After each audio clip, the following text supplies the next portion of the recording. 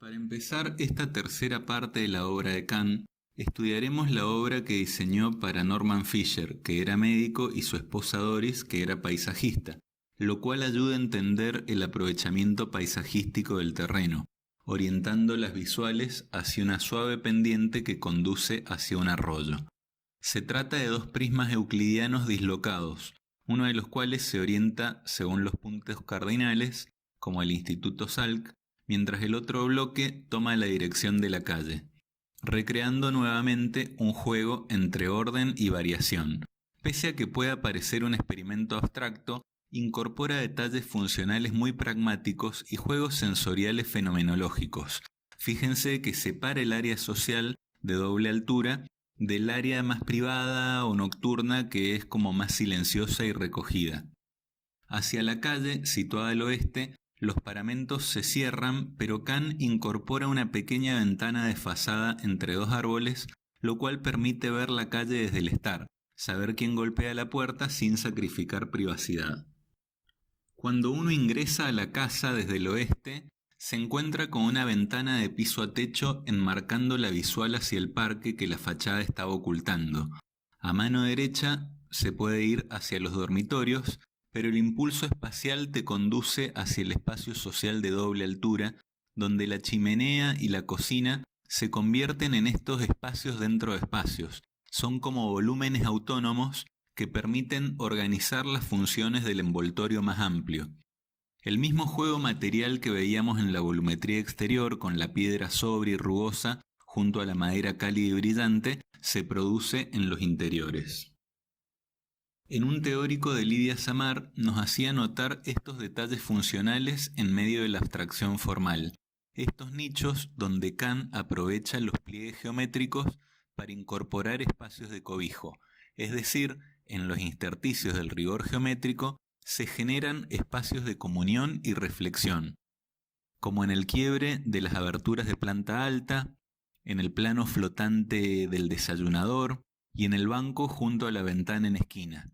Solo de esta manera puede entenderse cuando los críticos asocian a Kant con las ideas del filósofo Martin Heidegger, solo en esta intención de generar microcosmos donde el ser humano encuentra cobijo. Finalmente, estudiaremos la biblioteca de la Academia Philip Exeter en Nueva Hampshire.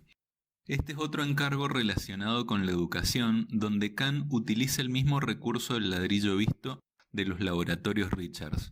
Lo utiliza para acentuar el carácter institucional y facilitar la integración de este volumen tan solemne con los edificios neovictorianos tan recargados del campus universitario. La magia se produce en el interior del edificio. Luego de la aproximación diagonal, atravesando el envoltorio de ladrillo, encontramos un gran volumen de hormigón ahuecado, una piedra hueca que sostiene las bandejas de anaqueles.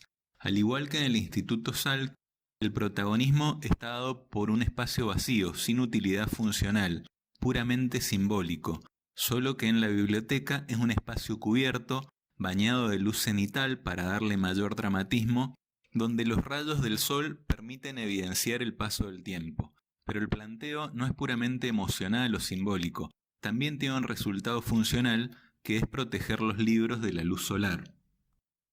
Como en otras obras de Kant, la circulación es perimetral, con núcleos de servicio y de circulación vertical en las esquinas, solo que, a diferencia de los laboratorios Richard, esos núcleos ahora están incorporados dentro del envoltorio del edificio. Entrando desde un perímetro recorrible como en los templos griegos, llegamos a una planta baja que, por ser siempre más bulliciosa, concentra la hemeroteca y las salas grupales. Una escalera curva muy barroca nos conduce hacia la planta alta, donde está el mostrador del personal, en la base de este volumen de hormigón hueco, con miradas hacia las estanterías y hacia el parque del campus.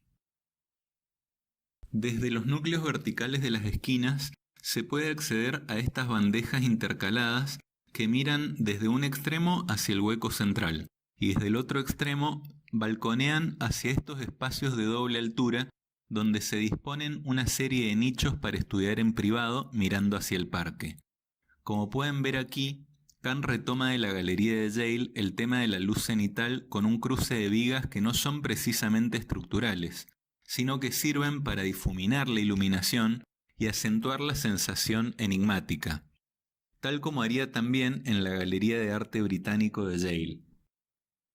Esta última comparación nos permite hacer una reflexión final sobre algunas búsquedas recurrentes en la obra de Kant. Por ejemplo, tratar de generar una sensación misteriosa a partir de recursos lumínicos, que en el interior pueden ser los óculos para captar luz cenital y en el exterior las salientes y facetados para jugar con el contraste de planos en luz y sombra.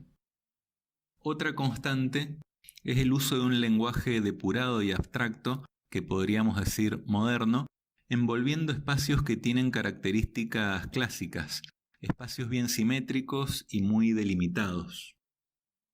Ya habíamos mencionado que la materialidad termina reforzando el carácter institucional, como por ejemplo en la Asamblea de Daca, donde las guardas sobre el hormigón evocan los viejos edificios de Oriente construidos con grandes bloques de piedra.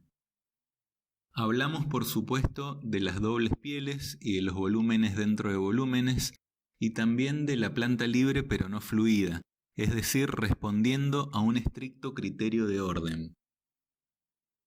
Los recorridos son libres y no tan pautados como en algunas obras de Le Corbusier, por ejemplo, evitando todo tipo de pasillos y tendiendo a la circulación perimetral.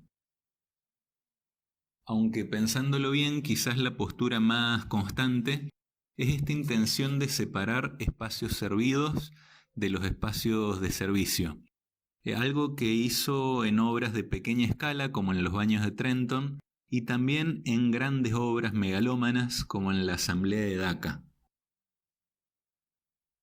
Para cerrar con el legado de Kant, hay que mencionar que la Facultad de Córdoba recibió tempranamente la influencia de sus ideas a partir de Miguel Ángel Roca, que incluso escribió este libro sobre Kant.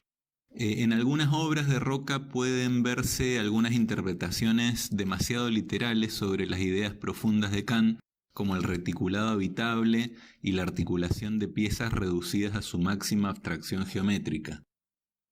Dentro de la cultura general, es interesante repasar el documental que realizó el hijo de Kant. Es una película que permite observar la contradicción entre el pensamiento idealista y humanitario en contraposición con su vida sentimental muy desatinada. Algo muy común en algunos genios del siglo XX como Picasso, Foucault, Piazzolla, gente que generó grandes aportes a la humanidad y sin embargo se manejaban muy mal dentro de su entorno más inmediato. En el caso de Kant es más palpable porque su arquitectura es una apuesta por la institucionalidad sin haber logrado nunca resolver esa primera institución que es la familia. Por otro lado, hay que decir que este documental descuida bastante dos aspectos.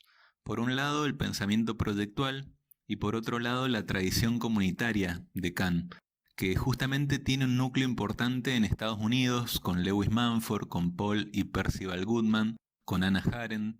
Sin duda el documental se queda corto en esto. Kant merece mucho más. Ni hablar de la ofensiva película hollywoodense llamada Propuesta Indecente. Indecente es lo que hacen con Kant.